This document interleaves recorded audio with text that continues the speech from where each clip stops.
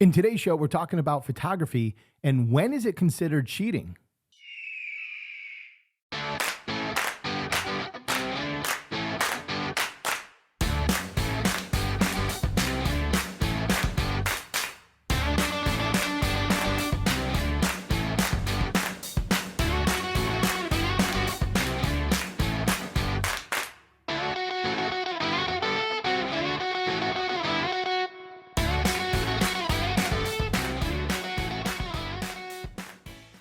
Hey everyone, welcome into Magnolia Photography SC. I'm Jeff House and I'm a wildlife photographer in Charleston, South Carolina. So the other day I was watching some YouTube videos, as I often do, and I came across a great video by Tony and Chelsea Northrup. And if you haven't watched their channel, if you haven't heard about it, it's definitely a channel that is worth subscribing to and worth watching. They provide a lot of great, valuable content with photography, especially reviews and technical reviews, especially because Tony is a very technical person, but provides a lot of great information on cameras and lenses. And so you can find that it'll be a great source for learning all things photography.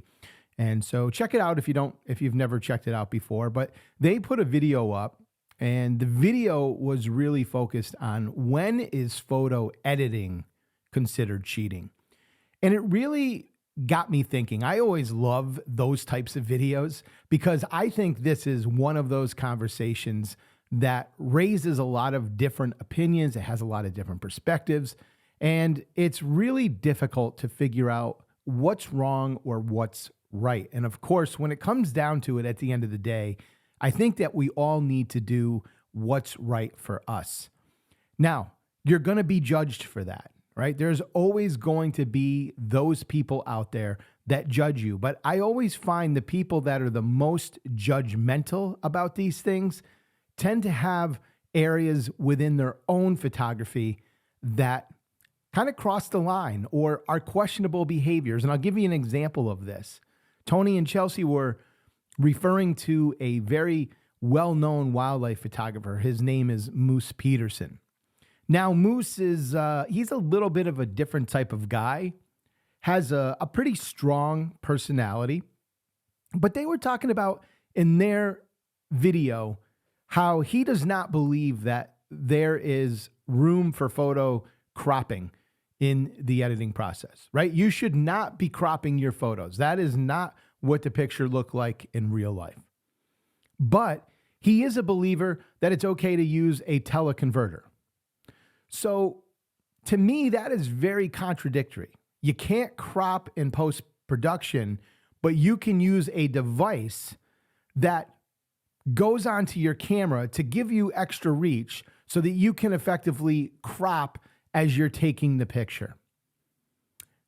Well, some of you may agree with this school of thought, and others of you may look at that like I do and go, that sounds nuts. No, that doesn't make any sense to me, okay?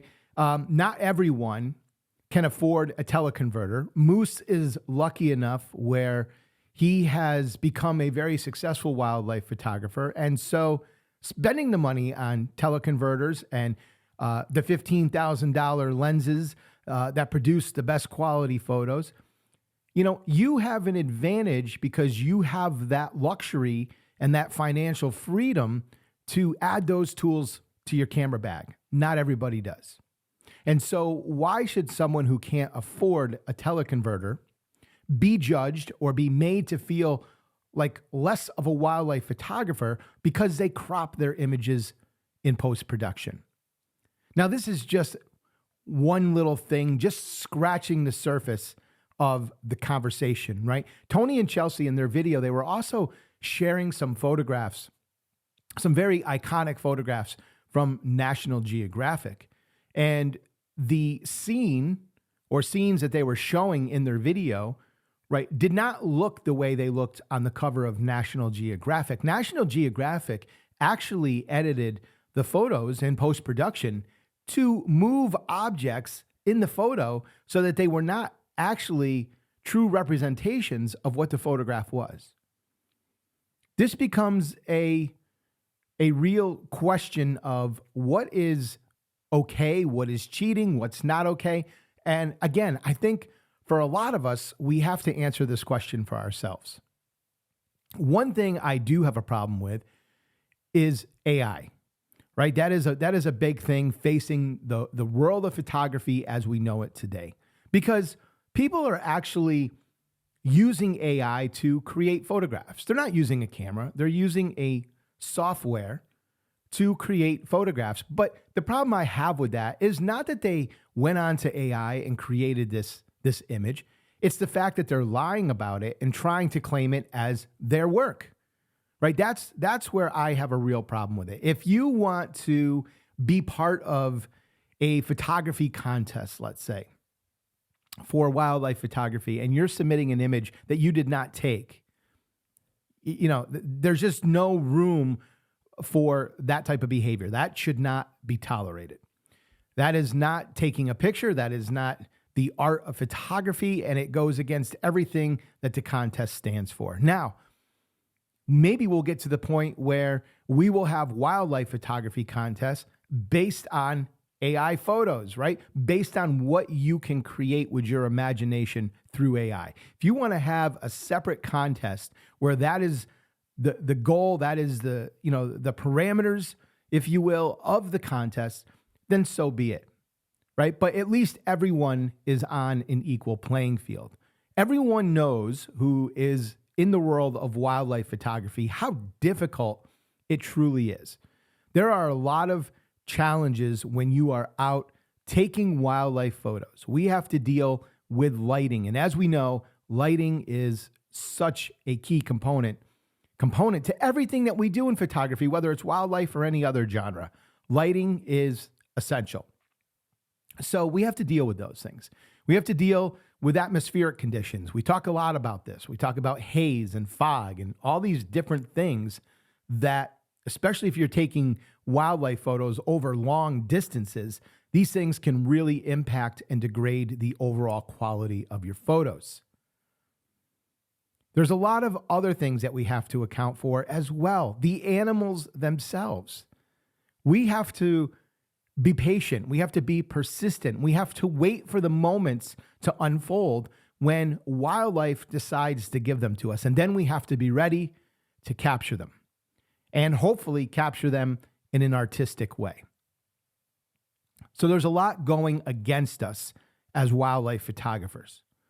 I understand that, but that doesn't mean that we can use AI to substitute what we missed or what nature didn't give us. That is part of the heartbreak of wildlife photography. I was just photographing a bald eagle the other day, and my monopod was on an uneven surface. It felt uncomfortable to me, but I didn't want to take my eye off the eagle because I know how quickly they can leave the perch and be gone, right? It happens. They're silent. It happens in an instant. And so, I didn't want to take that chance, but I was sitting there and I was getting more and more impatient, right? The monopod wasn't sitting right. It wasn't comfortable. I didn't feel ready if the bird left the perch because I didn't feel like I was in a good shooting position. So I took that second to move the monopod. And guess what? Murphy's Law. The bird was sitting there, and when I moved it and looked back up, he was gone. And before I knew it, he was on top of me. Now, I was able to luckily fire off a few shots and capture a few moments of him passing by, and I got some 3 or 4 good shots from it that I was happy with, but it actually physically hurt my heart to have missed the moment when he left the perch and started to fly directly towards me. Those moments that you capture, those are so exhilarating, so much fun, so exciting. And they can create some just absolutely amazing pictures. So I understand wanting to capture those moments. I understand how it hurts when you miss the moment. And trust me, that to me is part of what builds your character as a wildlife photographer, right? That's what keeps you coming back. It's that quest, that thirst to capture those moments. And you have to be so patient sometimes. These birds, these eagles, these large raptors, they have tremendous amounts of patience. They can sit on those perches, those branches. I mean, it's nothing for me to sit there for almost an hour, sometimes longer, waiting for that bird to actually move. Other than just looking around with their head, they don't physically move. They're extremely, extremely patient. And so that, again, when you miss that moment, it hurts. It really does hurt. But it is what continues to drive us. It is what continues to give us that edge to want to come back, to want to see that bird again, to want to capture that moment, especially when something like what happened to me happens, right? Just moving your monopod for a split second, but they can cover so much ground in the air. It's unbelievable how quickly it happens. So you always have to be more patient than the animal you're photographing, and that can be tough, especially depending on the conditions you're in. Now, we've been having some unbelievably cold weather here in the Carolinas, really out of the norm, but it's, the nights have been going down into the low 20s. And so I've been out there photographing in the mornings, early mornings, when it's still in the 20s. And, in South Carolina, I'm not prepared for the, I have gloves and stuff like that, but I didn't have like any hand warmers or anything like that. And as I was trying to photograph a hawk the other day, I had to give up because my hands were hurting so bad. It felt like frostbite was setting in. So there are things like this that you have to deal with when you are out in the field doing wildlife photography. You have to deal with all of those elements, and that can be really difficult to overcome. But let's get back to this whole thing of what is cheating in photography. National Geographic is editing their photos like we were just talking about. They're changing actual objects of famous structures so that it fits on the cover of their magazine and makes for a more appealing photo. You've got wildlife photographers like Moose Peterson that I was just saying. You can't crop, but you can use a teleconverter so that you can get closer to the bird. Well, that's the same thing as cropping. You're just doing it in camera. And so while Tony and Chelsea's video was really focused on what is considered cheating in editing, I want to ask the question, what is cheating in photography? Right? If we are going to have the purist out there who are saying you can't crop, you can't do this or that in editing, you need to have your wildlife photos look basically, like they are in camera, right? They need to come straight out of camera pretty much with very little editing. If you're going to have that philosophy that, doing some color correction and editing, right, to bring it back, these cameras are amazing pieces of equipment, but you'll hear me say all the time, right? They're not perfect, right? You'll hear every photographer tell you this. They're not perfect. They don't capture the world or see the world as we do through our human eyes. They just don't have that capability, not yet anyway. So is it wrong to edit the colors to be more reflective of what we actually experienced when we were in the scene? I don't think so. But there are people out there who will disagree with that. No, you shouldn't edit your photos to bring the colors back to how they were seen. That's manipulating the photo. That's not what you saw when you were out there. Okay, well then I would raise the argument that when you are out there photographing a bird, let's say you have a white bird who is sitting on a log in full sunlight, and the sunlight is just blowing out their feathers, right? The white is just catching all that sunlight. You can't make out a single detail of the bird because everything is so white. Does that mean you can't underexpose the shot to bring down the brightness of those white feathers? Because that's not how you're seeing it when you're in the scene. If you're looking at it by eye, you can clearly tell that the feathers are blowing out. Even your eye can't make out the detail of the feathers because the white feathers are so bright. But you're telling me then as a photographer, you can way underexpose that scene to bring back the detail in the feathers. Well, I would make the argument that's not how you're seeing it in real life. So you are manipulating that photo just as you are in post-production. Whether you did it in editing or whether you did it in camera, all of those things would be considered cheating, would they not? That is the question that we pose today. Where do we draw the line as to what's cheating and what's not?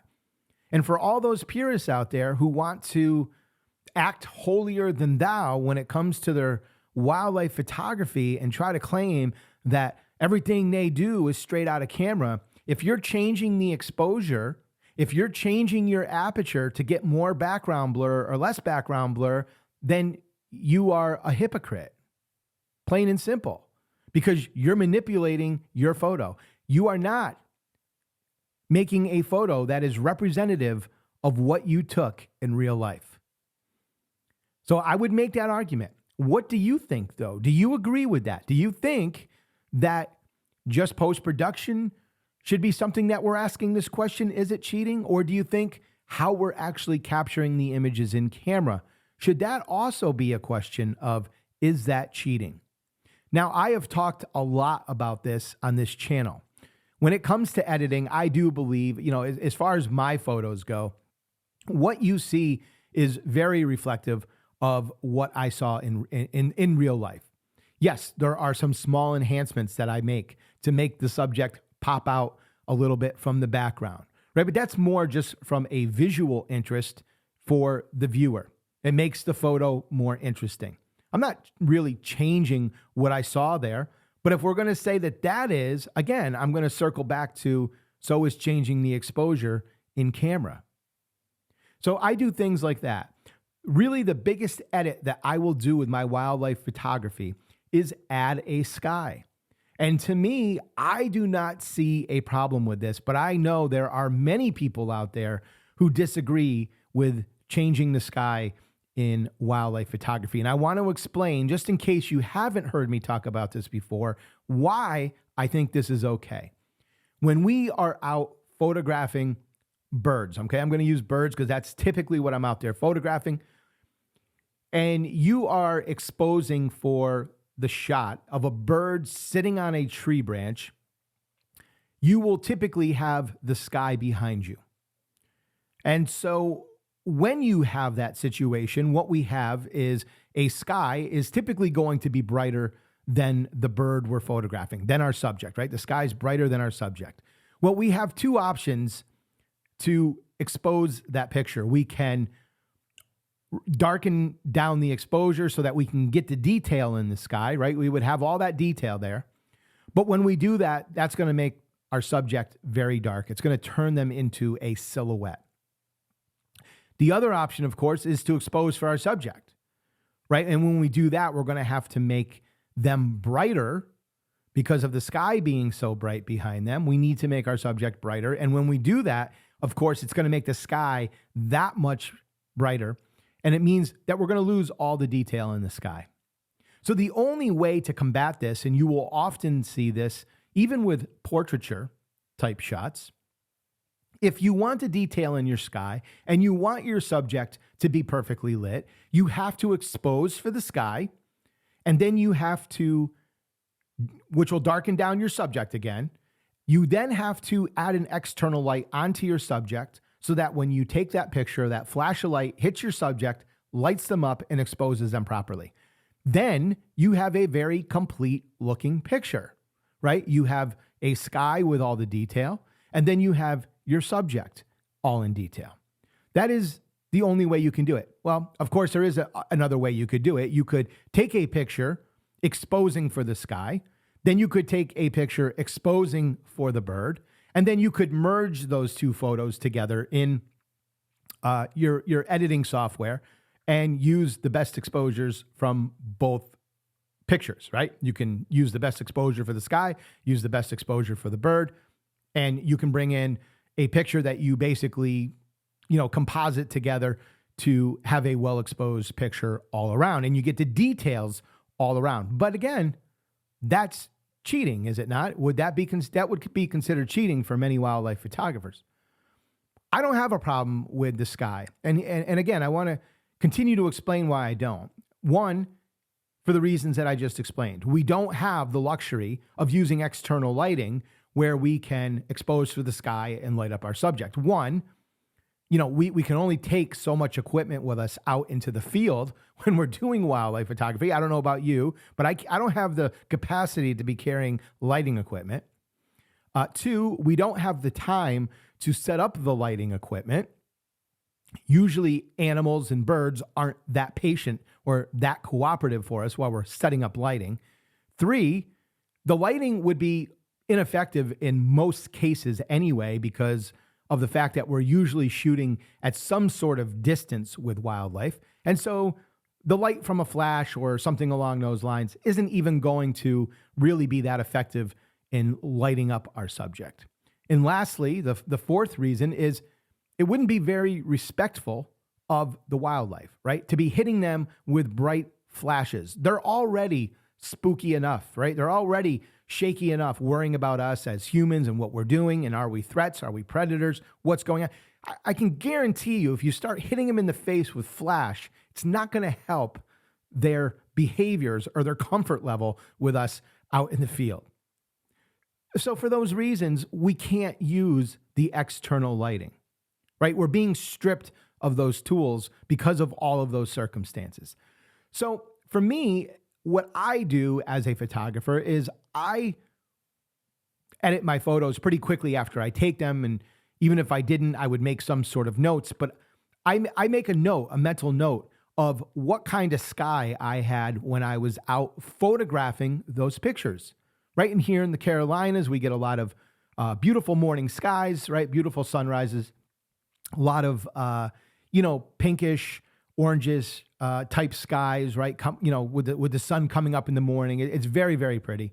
And so when I get back to the editing room, I will add a sky that is very similar to what I was experiencing when I actually captured that photo. I'm going to use skies that give off the same vibe, the same color tones, right? Have that whole look. And that's important. And I see so many photographers go off the rails when they are replacing skies.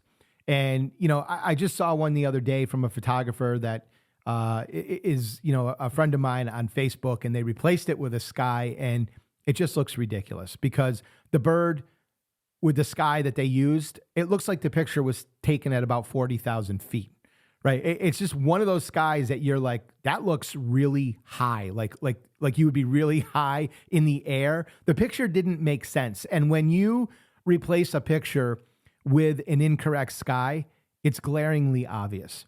It's glaringly obvious. So people really need to understand that if you're going to replace the sky, it has to be with something that was very close to what was actually happening in real life when you took that picture. That is essential.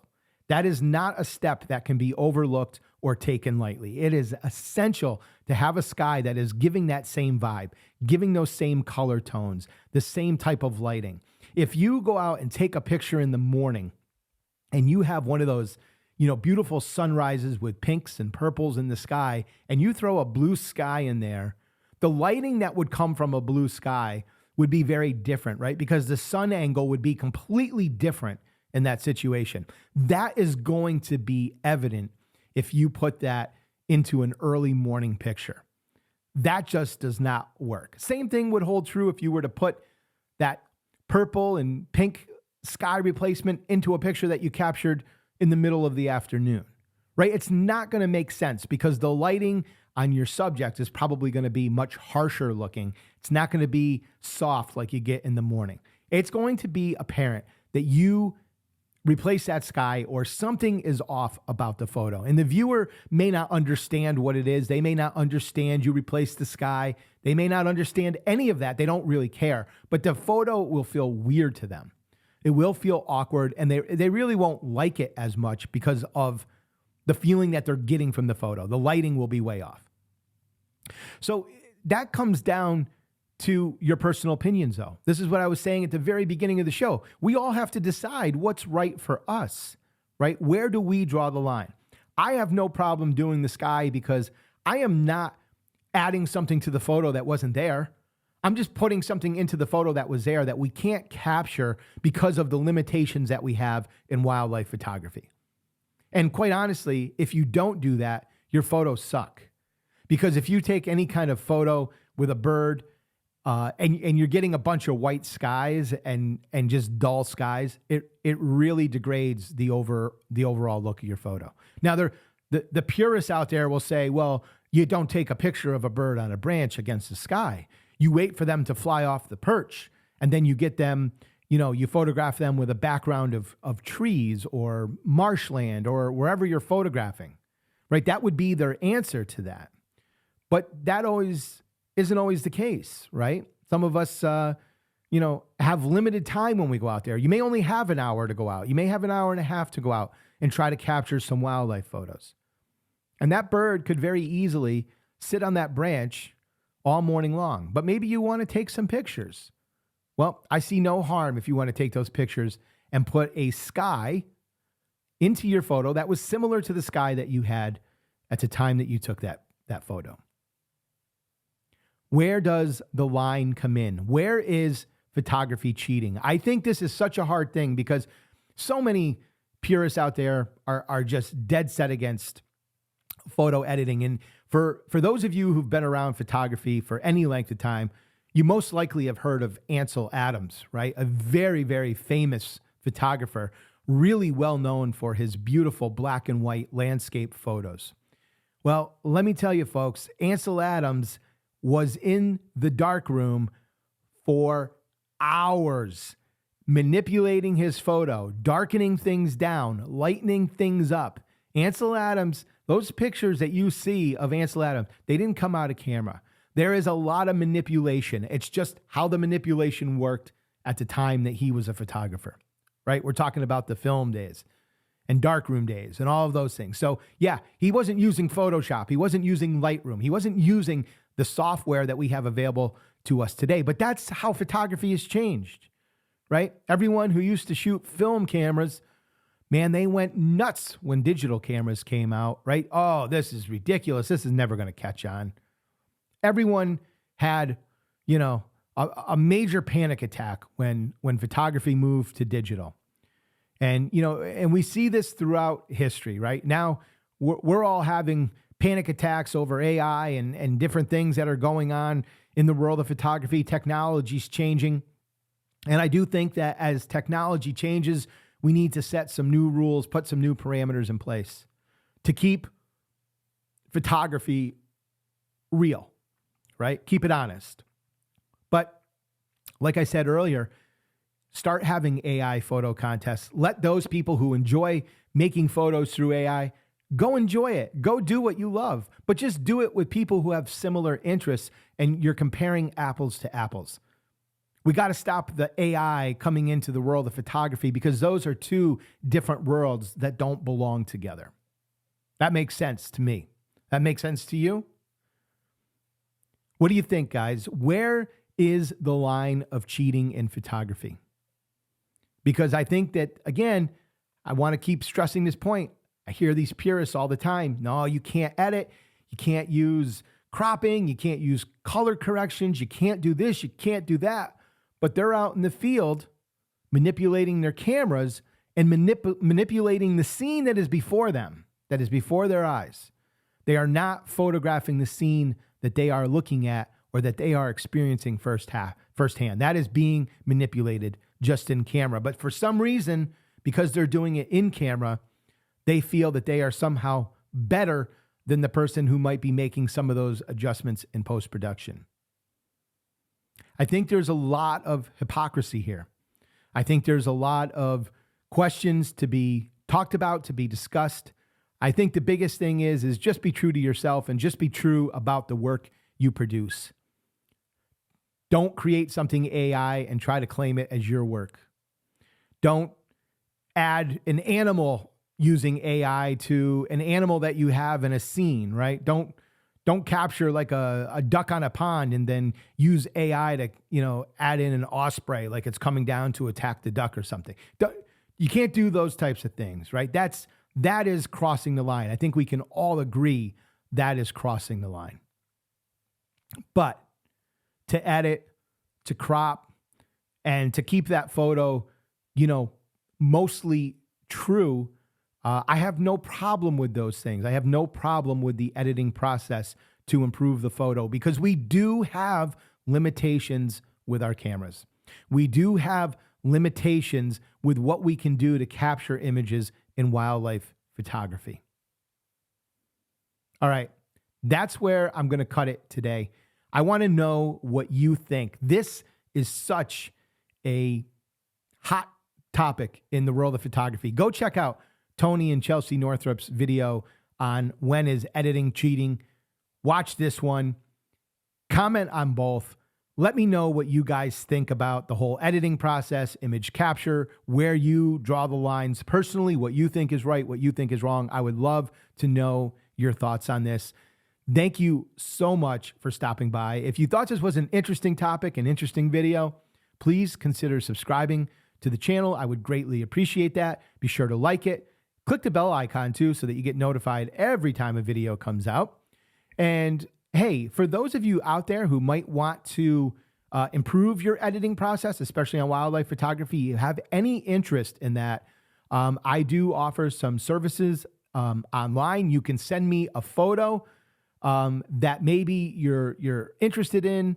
Maybe you want to talk about different techniques in photo editing, whatever the case may be. I can create a personal video for you through screen recording software, so you don't even have to make an appointment or anything. Very simple, very easy.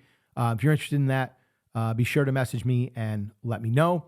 Other than that, guys, thanks so much for stopping by today. Appreciate you spending some time with me. I'll see you guys all in the next video. Until then, take care.